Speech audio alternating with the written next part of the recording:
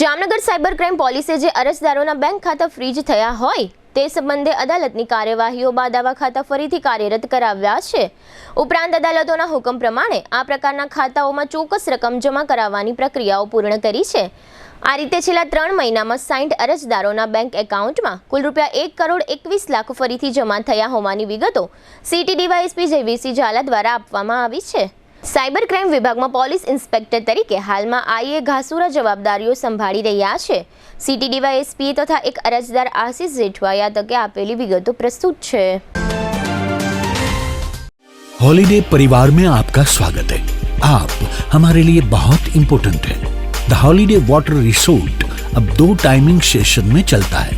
दिन में सुबह 10 से शाम 5 बजे तक और शाम को 6:30 बजे से रात 11 बजे तक। सोमवार से शनिवार को रिसोर्ट में एंट्री महिलाओं के लिए 450 रुपए और पुरुषों के लिए 500 रुपए हैं, जबकि रविवार को महिलाओं के लिए 500 रुपए और पुरुषों के लिए 550 रुपए एंट्री टिकट रखी गई है।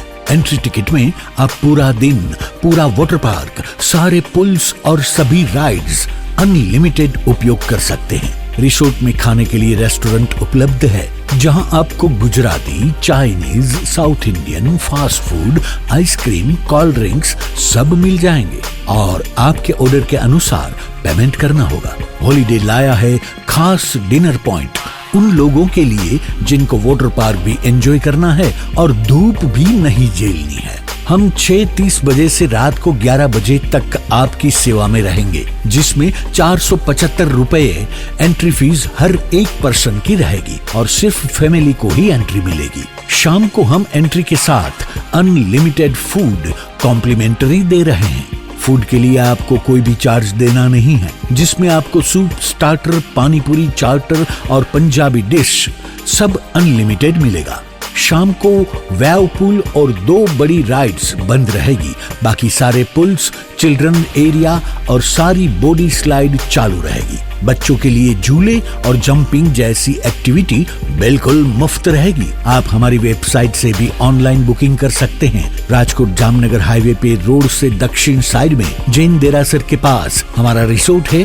आप गूगल मैप पे द हॉलीडे वाटर रिसोर्ट नाम से भी लोकेशन पा सकते हैं। हॉलीडे वाटर पार्क, जामबुड़ा चौकड़ी, Jamnagar Rajkot highway, Jamnagar. Phone number 0288 26 66 777, mobile 81 415 56 633।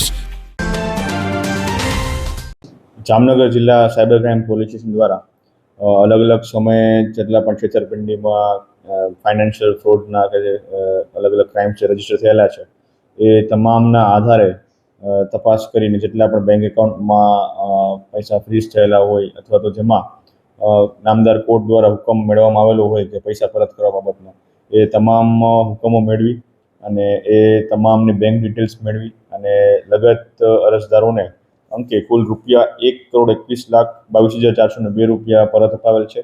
આ કામગીરી રિસ્પેક્ટેડ આઈજી સર અને એસપી સાહેબના માર્ગદર્શન હેઠળ સાયબર ક્રાઇમ પોલીસ સ્ટેશન દ્વારા કરવામાં આવેલી છે અને જે આ કામગીરીના અંતે જેટલા પણ અરજદારો હતા તેમને આ જે રકમ છે ₹1,21,22,402 એ એમના રિસ્પેક્ટિવ એકાઉન્ટ્સમાં ડિપોઝિટ થયેલ છે।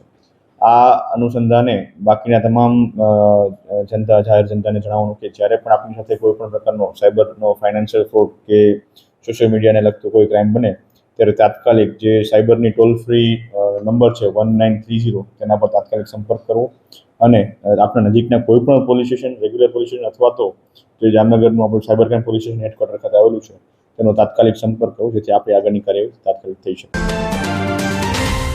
અને આજથી 1 વર્ષ પહેલાં મારે છે ને યુરોપમાં જોબ જોતી હતી, એના માટે હું એજન્સી ગોતતો હતો ને એમાં થયું એવું કે દિલ્હીની એજન્સી હતી, મેં એનો કોન્ટેક્ટ કર્યો ઇન્સ્ટાગ્રામ થ્રુ એન્ડ એના પછી એ લોકોએ મને છે ને બધી વસ્તુ સમજાવી, મને કોન્ટેક્ટ કર્યો એ લોકોએ સમજાવી આમ છે તેમ છે અને એના પછી મેં પૂછ્યું બી કરી કે આ મતલબ આ બધી વસ્તુ આવી ગઈ એમાં, તો એ કે આવી ગઈ છે એમ અને એના પછી મેં પૈસા આપી દીધા એમને કે આટલા પૈસા થયા 62,500 મેં આપી દીધા અને પછી મેં એક વસ્તુ ચેક ના કરી, લિંક્ડઇન ચેક ના કર્યું, લિંક્ડઇનમાં કમેન્ટ હતી કે આ ફ્રોડ છે, ત્યારે મને સમજાણું કે આ ફ્રોડ છે। એના પછી મેં ભાઈબંધને કન્સલ્ટ કર્યું, વાત કરી બધા યારે અને પછી મેં આ નંબર મને મળ્યા 1930 મેં એ લોકોને કોન્ટેક્ટ કર્યો અને એ લોકોએ તરત જ મને રિસ્પોન્સ આપ્યો એમ, અને બહુ સારો રિસ્પોન્સ આપ્યો અને ફટાફટ કામ થઈ ગયું. અને એ જ દિવસે મને મારી બ્રાન્ચ અલોકેટ કરી નાખી મને, કે આ બ્રાન્ચ તમે નજીકની બ્રાન્ચ છે, તમે અહીંયા જતા આવજો અને એને કોન્ટેક્ટ કરજો, એ તમને પ્રોસેસ કરી આપશે. એટલે તરત જ મેં આમને કોન્ટેક્ટ કર્યો સાયબર ક્રાઇમનો, એ પહોંચ્યો અને એના પછી એ લોકોએ મારી કેસ મારો ફાઇલ કર્યો. એન્ડ કેસ ફાઇલ કર્યો એના કંઈક થોડાક જ દિવસમાં મારે કોર્ટનો ઓર્ડર બાકી હતો. કોર્ટનો ઓર્ડર મેં સબમિટ કર્યો આ લોકોને, અને વિધિન 4 days મારા પૈસા મને પાછા આવી ગયા. એન્ડ વર્કિંગ ડેઝની અંદર મારા પૈસા પાછા આવી ગયા.